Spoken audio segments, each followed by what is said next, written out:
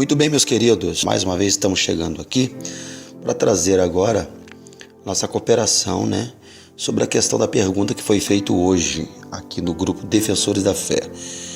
Cristão pode passar por depressão? Isso é comum? Até que ponto é psicológico, espiritual, Eu queria aproveitar o ensejo, querido, e dizer que eu já vi algumas imaturidades de alguns pregadores dizer que crente não pode passar por tristeza, Eles deveriam tomar um pouquinho mais de cuidado, porque Jesus nunca pecou, falhou, nem fracassou, mas Jesus passou por tristeza, não é verdade? Lá no Monte das Oliveiras, quando Jesus diz: a minha alma está triste até a morte. Entre inúmeros comentários que eu vi aqui, eu queria levantar uma pequena questão aqui, no comentário do pastor Alfredo, que foi muito feliz em seus comentários, e ele abordou a questão,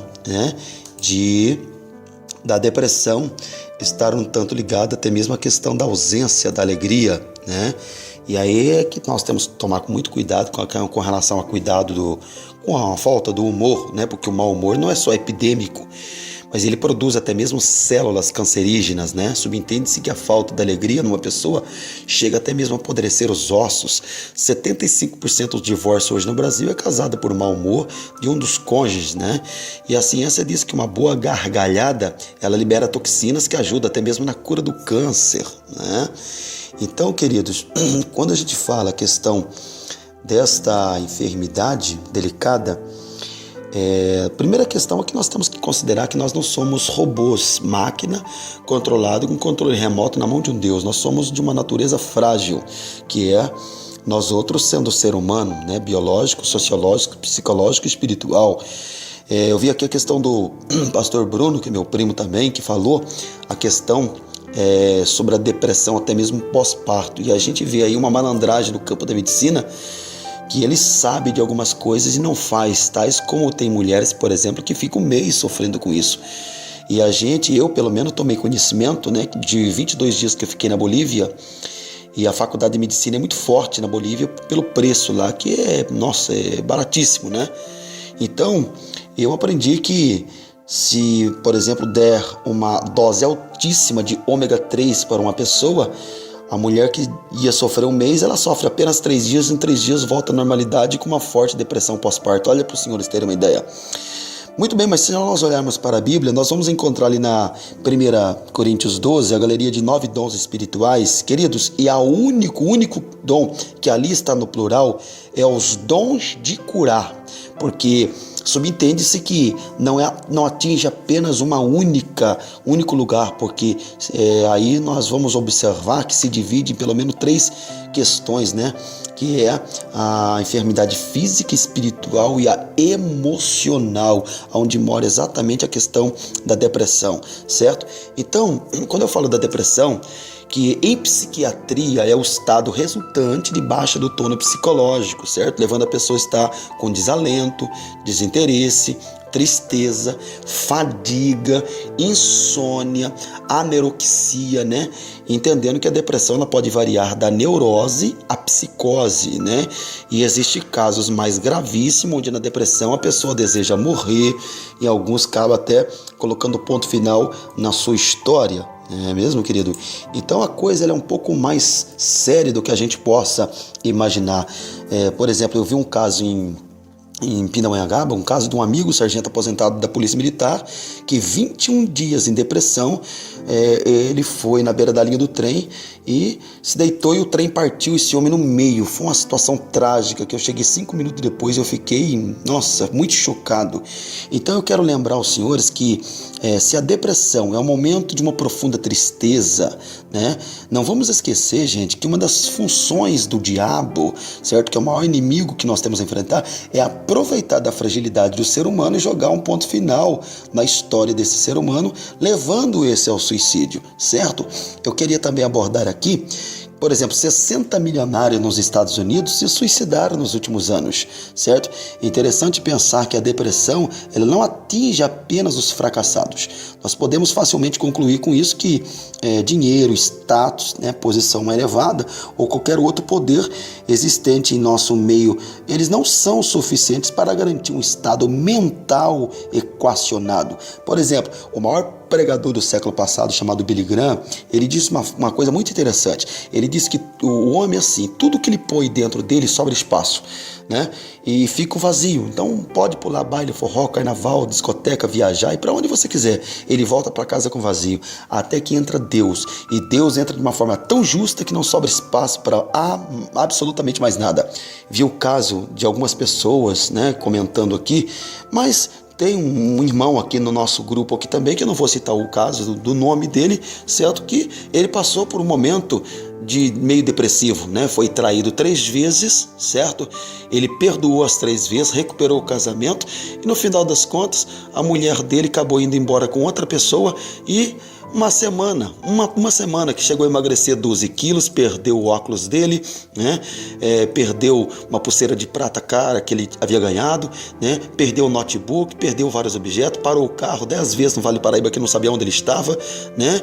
Queria deixar o ministério dele, foi parar na casa dos pais que não comia, não bebia, não dormia e observe que é momento de fragilidade, né? E aí ele começou a sentir como uma forte dor no peito, um aperto no peito, como se tivesse 50 tijolos no peito. Então, queridos, a depressão é o vazio da alma, ou seja, é o nosso estado interior completamente esgotado, né? Infelizmente no nosso meio muitas são as pessoas que são o quê? Afligidas por essa doença, que é uma das mais difíceis de serem tratadas, né? Por serem intensas e envolver a parte mais complexa que existe dentro de nós, a saber, a nossa mente, né? Sem dúvidas é preciso o quê? Muita força, muita garra, persistência para que uma pessoa possa se livrar dessa questão da depressão, né? Possa se livrar disso e, por consequência, possa encontrar a paz que um dia lhe fora tirada, certo? Pensamentos negativos, isso pode cooperar. Por exemplo, sensação de inutilidade, a pessoa não se sente mais útil. Complexo de inferioridade é um outro fator também. Medo constante dos julgamentos alheios, aonde ela está, ela fica com esse momento atemorizado, né? Temor excessivo por rejeição e até mesmo vontade de se suicidar. São algumas das posturas de quem carrega essa chaga. Quer dizer, eu fico pensando o seguinte, logo, essa pessoa cria um universo onde ela é uma vítima constante e existe apenas para caminhar com a mente poluída dessas esferas autossabotantes, sabe, que a faz ser cabisbaixa, melancólica, se sentindo ridicularizada, discriminada, batida, invalidada, desgraçada, quer dizer, logicamente sem chance alguma de ser feliz, entendeu? Então, crente está sujeito a passar por isso, certo, queridos? Não vamos espiritualizar tudo, certo? O pastor Bruno citou também o caso da depressão sendo falta da motivação, né? E motivação se define como motivo para ação, quer dizer, é a pessoa que fica completamente desmotivada sem ação nenhuma, e isso não é bom. Né? Isso não é bom, certo? Então, existem as questões aqui que eu fico pensando até que ponto está ligada a espiritualidade e até que ponto está ligada a psicologia. Então, existe, primeira questão, queridos, que Jesus disse: no mundo tereis aflições, tem de bom ânimo, quer dizer, você só pode vencer momentos obstacularizados, cercado por inúmeras adversidades que te joga para baixo, quando você tem bom ânimo, certo? Porque você é fruto do que a sua mente diz que você é, né? E uma questão deve se pensar com muito carinho aqui, que hoje existe transplante de cérebro de vários componentes do corpo, mas não existe transplante de cérebro, meu querido. Essa caixa cefálica, essas faculdades mentais, esse espaço craniano, cujo cérebro, que se divide apenas não uma única parte, mas em algumas partes, ele pesa 1,4 kg, ele é original, ele é único. Então, se você é fruto do que a sua mente diz que você é, não existe nenhum movimento no corpo inteiro sem que antes passe por um processo mental. A maturidade começa por um processo mental, então vamos tomar cuidado com aquilo que a gente põe na mente, né? E antes de eu encerrar aqui, deixa eu até inclusive passar uma dica, já que eu estou já respondendo que crente pode sim passar por isso. Agora a questão é, ele pode passar, mas morar dentro da depressão é outro departamento. Deixa eu dar um pequeno respaldo aqui. Davi disse assim, ainda que eu passe pelo vale da sombra da morte, não temerei mal algum, porque tu estás comigo e a tua vara e teu cajado me consola. Quer dizer, você passar pelo vale é uma coisa, agora morar no vale é outra coisa, certo? Aí é que está a grande diferença. A Bíblia também diz que o choro pode durar uma noite, mas a alegria vem pela manhã. Quer dizer, é tudo momento, meus amados, certo? Encare a depressão como um momento, certo? Não que isso será algo permanente, né? Algumas dicas que eu vou deixar aqui para uma pessoa combater a depressão de cabeça erguida, assim reencontrar a possibilidade de viver com dignidade e ser verdadeiramente feliz. Antes de eu abordar isso aqui, eu vou citar para os senhores aqui João 10:10. É interessante que a ação tríplice do inimigo, né? Um tocante que ele veio para roubar, matar, destruir. Aí Jesus diz, mas eu vim para que tenham vida e vida com abundância. Eu gosto muito da linha da interpretação da Primeira Igreja Batista, inclusive eu estive pregando na Primeira Igreja Batista de Cerquilho e algumas outras localidades, e eles usam essa vida com abundância não como vida abundância, eles usam vida com qualidade. Aí eu familiarizei com a Primeira Igreja Presbiteriana, que eu cheguei a pregar uma delas, e disse o seguinte, lá não usa vida com qualidade, lá eles usam vida plena. Então, subentende-se que é umas 3 linhas diferentes, mas que chega a um único denominador, né? Vida com abundância, ou vida com qualidade, ou vida plena. Quer dizer, tudo aquilo que o inimigo arquiteta para destruir a tua vida, fazendo com que você deixe de viver para vegetar, e passa a ter contagem regressiva na terra por uma desobediência a Deus, leva você a não ter uma vida com abundância, leva você a não ter uma vida com dignidade, leva você a não ter uma vida, né, como você gostaria de viver, uma vida plena com qualidade, certo? Que não é no céu, tá, queridos? É aqui na terra essa vida, entendeu? Então, viver de uma forma depressiva também não é viver com dignidade. Eu vi uma frase no final do filme do Mel Gibson, Coração Valente, que diz, todos os homens morrem, porém nem todos realmente vivem. Tem gente que está no campo vegetativo. Então algumas dicas que eu vou deixar aqui. Primeiro, encontre o fim do labirinto, querido. Procure uma saída que te jogue para fora dessa situação. Pare de ficar reclamando, bufando e murmurando e coloque uma frase dentro de você, que é a frase que mudou a minha vida. Quem reclama perde a oportunidade de aprender pelo erro que cometeu, não é verdade? Erro só vai ser erro se eu não tirar lições de aprendizagem. Se eu tirar lições de aprendizagem, erro vai deixar de ser erro para ser aula, para fazer minha vida não ter os mesmos erros, porque a vida se segue progressivamente. Uma outra lição aqui, aprenda a desfrutar a sua vida, meu querido. Viva a vida com dignidade. Aprenda a desfrutar daquilo que te faz bem. Um outro item, passa a ter um amor por você. Quando a gente entra na igreja e cumprimenta alguém com a paz do Senhor, paz de Deus, seja lá conforme você queira cumprimentar, essa paz ela tem um sentido triplo. Paz com Deus, paz com o meu próximo e paz comigo mesmo, né? Por que tem gente que tem ciúmes, por exemplo, que é uma palavra que anda meio de mão dada com a depressão, né? O ciúmes ele é o quê? Complexo de inferioridade, baixa autoestima, sentimento de perca, ama e não sabe ser amado. Até porque tem o ciúmes ele e o patológico. E o patológico vai ver coisa onde não tem coisa e faz mal a você mesmo, né? Então você tem que se amar. Um outro item, tenha pensamento positivo, meus queridos, sabe? E doutrine sua mente sempre para o quê? Para as coisas que são boas, otimismo. No mundo, eu cheguei a fazer alguns cursos assim, no campo de marketing, eu aprendi uma coisa muito interessante, que lá você não vai ver uma pessoa pessimista ter uma vida, uma pessoa negativa ter uma vida positiva, e nem uma pessoa positiva ter uma vida negativa, né? Interessante que se eu puxar aqui o livro do profeta Jeremias, né? Acho que ali Lamentações, capítulo 3, versículo 21 a 24, Jeremias se encontrava em um estado muito difícil, queridos, sabe? E a história relata que a angústia de sua alma era muito tão grande, ao ponto dele mesmo dizer que ele era um homem que viu aflição, sua pele começou a se envelhecer, seus ossos foram despedaçados e sua situação agora era como se ele estivesse sob a mira de um arco e flecha que estão atingindo diretamente o seu coração. Aí chegou um tempo que, em um determinado momento, que ele para seu lamento e ele começa a expor e verbalizar as palavras que você começa a ver nesses versículos, sabe? A importância de trazer à memória o que podia arremessar esperança, né? É extremamente importantíssimo isso para cada um de nós outros. O fato é que as questões circunstanciais da vida podem não estar tão boas, porém o simples fato de você olhar para as misericórdias do Senhor, que se renovam a cada manhã, vai sim trazer uma esperança e uma alegria no seu coração. E algumas outras dicas, né, que eu estou deixando aqui para você, que pode fazer combater a depressão, meus queridos, é o seguinte, um outro item, não cobre em demasia de você, sabe? Vá devagar com o santo de barro. Outro item, busque apoio, não se isole. Esse foi o problema do profeta Elias, né? E até mesmo de Davi. Procure se relacionar com pessoas que podem ajudar você. O outro item, procure praticar uma atividade física. Não vamos espiritualizar tudo para nós não nos tornarmos pessoas psicóticas, neuróticas, doente emocional, que espiritualiza tudo fora de Bíblia, que é 1 mais 1 é 2 na palavra, meu irmão, sabe? Então, praticar atividade física é fundamental, certo? Outro sim, faz coisas que comunique prazer para você, que você goste de fazer. Outro item, não guarde ódio em seu coração.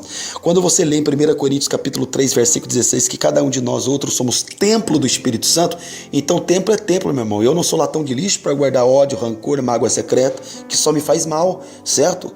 Não compensa isso. O ser humano tem uma probabilidade que existe 1000 coisas boas diante do olho dele. Aí uma coisa má que acontece, ele tira o olho das 999 coisas boas e põe o olho naquela única coisa ruim e passa a olhar para aquilo e começa a se lamentar por aquilo. Ô, meu irmão, me faz favor, né? Um outro item, estabeleça um contato com aquilo que vai edificar você, porque aquilo que não edifica sobra, certo? Outro item para a gente concluir aqui, faça trocas inteligentes, sabe? Se seu trabalho atual vai estressando você, mude para outro aí que dê mais prazer. Aí, meu filho, você que está namorando, se seu namoro é um tédio absoluto, se sua namorada não corresponde mais à sua expectativa, sabe que se você casar não vai viver vida, não é aquela preparada, termine com ela para você não sofrer no amanhã. Se sua casa é barulhenta, se seus vizinhos atuais não deixam você tão tranquilo, sossegado, mude para um lugar melhor, meu amado, certo? Se seu celular está dando mais trabalho do que solução, procure troque ele aí por um novo, sabe, um mais atualizado. Enfim, não tenha medo de perder, porque é necessário deixar algumas coisas para trás se quisermos ser verdadeiramente felizes. Outro sim, não seja estático. Algumas pessoas são como postes, sabe? Ou seja, elas estão sempre no mesmo lugar, sabe? Procure se movimentar, procure pensar alguma coisa diferente, sabe? Quando tudo estiver negro, obscuro, olhe para o céu, meu irmão, lá tem um sol. Se a sua vida é, sabe, uma vida constituída de momentos turbulentos, sabe, tem uma palavra que nem estou lembrando dela agora, refratários, sabe? Lembre-se de uma coisa: há um Deus que não dorme, há um Deus que não cochila, há um Deus que não está titubeando em dois pensamentos. Ele te ama com amor paternal, não é verdade? Portanto, ainda há sim uma luz que possa ser brilhada no fundo do túnel para cada um de nós, sabe? Aprender a lidar com os problemas eles existem, é um outro item fundamental, né? Eles nunca vão deixar de existir, certo? Não podemos deixar que nada possa nos abalar, sabe? Em hipótese alguma. Eu aprendi uma coisa muito interessante na vida: ou você administra o problema ou ele administra você. Então, eu não posso deixar as questões circunstanciais me administrar, mas é eu que tenho que ser um administrador da minha vida. E termino dizendo: tenha uma inspiração, se apegue em Deus. Não é acreditar em Deus, não. Tem muita gente que vai na igreja, mas está aí roendo unha, arrancando cabelo com medo do amanhã. Sabe por que eles estão na igreja? É porque eles acreditam em Deus. Mas sabe por que está roendo unha, arrancando cabelo com medo? Porque eles não confiam em Deus. Aí o Salmo 125:1 diz: os que confiam no Senhor serão como o monte de Sião que não se abala, mas permanece para sempre. Quer dizer, o fato de uma pessoa passar o que passa, mas não se abalar, é porque mais do que acreditar, ele confia em Deus, meu irmão, certo? E aí, para você que já passou esse momento, eu deixo para você Salmo 37, e a partir do 3, que diz: confia no Senhor e faze o bem, habitarás na terra e verdadeiramente serás alimentado. Deleita-te também no Senhor e Ele te concederá os desejos do seu coração. Entrega o seu caminho ao Senhor, confia nele e Ele tudo fará. Amém, meu querido? Não há momento nenhum negativo, depressivo, que possa te jogar para baixo, uma vez que toda a sua vida estará nas palmas da mão do Deus que te ama com amor paternal. Tá bom? Forte abraço, um beijo no coração e até a próxima pergunta, querendo Deus.